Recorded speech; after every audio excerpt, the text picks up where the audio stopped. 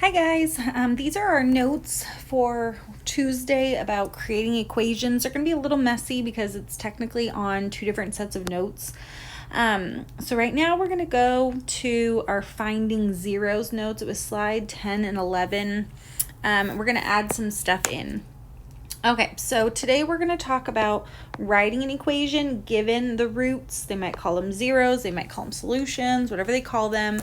We're going to practice writing the equation given them. Okay, so let's just say you were given the roots A, B, and C, that your x-intercepts are at A, B, and C, whatever those numbers are. In order to find the equation, to write the polynomial, you just have to multiply. You take however many roots there are, so this one has 3 roots. And in the front of all of them, you write x minus, x minus, x minus, and then whatever your roots are, A, B, and C. You can't multiply 3 things together all at the same time, so you would multiply like the first 2 together. Whatever answer you get, you would then multiply it by the third one. So we're going to do an example of this. This is just handwritten on a piece of paper. We're going to take a picture of it and put it into our notebook. But we're going to do an example of it right now on your paper. So just go ahead and write down, find the polynomial with roots 2, -1, and 3. Okay? So what we're going to do is we're going to multiply. We have 3 roots, 2, -1, and 3. So we're going to need 3 sets of parentheses. Okay, and we're going to go ahead and in the front of all of them, we're going to write x minus, x minus, x minus. And then you put in whatever the roots are. So the roots are 2, -1, and 3. Well, in this middle one, when you subtract a negative, that one's actually going to turn positive. And then you just have to multiply them out. So again, you can't multiply them all out at the same time, so you're going to have to pick 2 of them to multiply out together. It doesn't matter which 2. You can do the first 2, last 2, middle, and the first 2, last 2, the first and last, however you want to go about it. Okay? All right, so I'm going to do a little box method to multiply my first 2. So I'm going to multiply x minus 2 and x plus 1. You just fill in each of your boxes like a multiplication chart. X times x is x squared. X times -2 is -2x. X times 1 is x. -2 times 1 is -2. So when I multiply these 2 together, I get x squared minus x minus 2. I still have to multiply that though with the third polynomial, which is x minus 3, or the third binomial. So I'm going to do another box method. So this time it's a 2/3. I have x squared, -x, -2, and x minus 3. And we're just going to go ahead and fill all of those in, just like a multiplication chart. So I get x cubed. X times -x is -x squared. X times -2 is -2x. X squared times -3 is -3x squared. -3 times -x is 3x. -3 times -2 is 6. So for my answer, I get x cubed minus 4x squared plus x plus 6. So that is the polynomial that if you graphed it on a graph, it would hit at +2, +3, and at -1. Okay, that's the polynomial that would do that. All right, the last thing we need to write down on the notes part before we go do the examples that are from the book is the complex root theorem.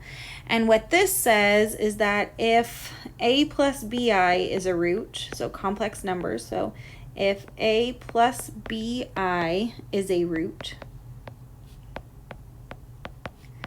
then a minus bi is also a root. So this is why those imaginary numbers always come in pairs. Okay, so they always come in pairs, those imaginary numbers. So when you multiply, you're going to be multiplying x minus a plus bi times x minus a minus bi. They both are going to be roots. You can just do like a big 3×3 box method to multiply that out. You always want to multiply those out first. There is technically a little identity that you can do. You just square your x, you square your a, you square your b, and then in the middle of the x squared and the a, you have minus 2ax. So that's kind of an identity you could use. You could definitely just show your work and do a 3x3 with the box, but what you'll notice is that every single imaginary piece is going to cancel and you're just left with this. All right, so this piece right here, these notes part is actually going to go on notes 2A.3.3, which we took these notes, and today's Tuesday, so this goes on the left-hand side of page 10. So this is page 10 right here, page 10. The notes that we just took go on the right-hand side of page 10, or slide 10. We do have some examples to go do that we didn't do from 2A.3.3 and 2A.3.4. So if you go to, this would be on page 92, I believe. We're going to go do example 3. We're going to change it just a tiny bit. So this is example 3 on page 92. Write the simplest polynomial function with integral coefficients that has a zeros of 5 and 3 minus I. I'm going to change this problem just a tiny bit. I'm going to do 5 and 3i. Okay, so my polynomials are my my polynomial has 2 roots that they've given, has zeros at 5 and 3i. Well, if 3i is a root that's complex, that means that negative 3i also has to be a root. The imaginary ones always go together. So I have 3 roots actually. Okay, so in the beginning I write x minus, x minus, x minus. So they give me a 0 of 5. I changed the problem to have them give me 3i.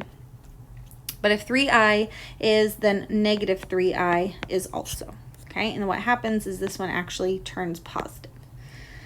So when you go to multiply 3 things out, you always go to the imaginary ones first. I'm just going to use a little 2x2 because it should be pretty easy to show our work really quickly for. I have x minus 3i and x plus 3i. Okay, so I have x squared, negative 3ix, positive 3ix, and then negative 9i squared. So what happens is these ones actually cancel each other out. I squared is actually equal to negative 1, so this one actually becomes positive 9. So this first polynomial we had was x minus 5. When you multiplied these two together right here, we got x squared plus 9. So if you guys recall those like factoring, when we factored the sum of squares, you square root, one gets a plus, one gets a minus, and then the second part gets an I. That's what we had there. So I'm just going to use the second box method, and I'm going to multiply x minus 5 times x squared plus 9. And I'm just going to fill in my box. So x squared times x is x cubed. X squared times negative 5 is negative 5x. X times 9 is 9. Oops, that's 5x squared. I'm sorry. X times 9 is 9x. 9 times negative 5 is negative 45. So my polynomial is x cubed minus 5x squared plus 9x minus 45. So again, I changed example 3 on page 92 a tiny bit. Instead of 3 minus I changed it to just be 3i. But if 3i is a root, then negative 3i is also a root. So I put x minus, x minus, x minus. I put in the roots 5, 3i, negative 3i. And you always multiply the i's together first. And then multiply whatever the other one is. You just move that down. And then I multiplied it together. So we're going to do one last example, and then on your homework, I think it's only like 4 problems of doing this. So this is actually going to be on page 102. Okay, so 102. We're going to keep this example same. It says, find the third degree polynomial with rational coefficients that has a roots of 6 and 3 minus I. Okay, so it's on page 102. So again, they gave us an imaginary root. Well, if 3 minus I is a root, then 3 plus I also has to be a root. The imaginary ones always goes in pairs. One has a plus I, one has a minus I. So my polynomial, okay, it's going to be third degree. I write 3 parentheses, x minus, x minus, x minus, and then we fill them in with whatever the roots are. So we have a root of 6, 3 minus I, and 3 plus I.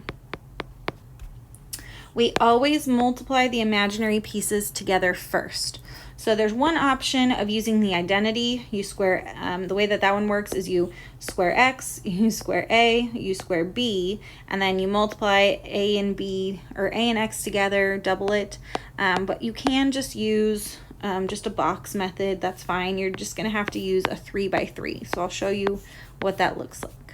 So we have x minus 3 minus I, x minus 3 plus I, and then you fill them all in like a multiplication chart. X squared, negative 3x, negative ix, negative 3x, positive 9, let's see, positive 3i, xi, negative 3i, and negative I squared. Okay, so what happens is all of your imaginary pieces are going to cancel out. Positive xi, negative xi cancels. 3i, negative 3i cancels. I squared right here is actually negative, subtract a negative 1. So this one's actually plus 1. So my x minus 6 is still here, but when I multiply these two together, I end up with x squared, that's this piece right here, minus 6x, and then the 9 plus 1 is 10. So I go ahead and I do one last box method before I can have my answer. So this one's a 2 by 3. So I have x minus 6 on the side, and then x squared minus 6x plus 10. So on the top I have, or on the, in the boxes, I have x cubed, negative 6x squared, 10x, negative 6x squared, positive 36x, and negative 60. So the polynomial that has roots of 6, 3 minus I, and 3 plus I is x cubed minus 6x squared plus 46x minus 60.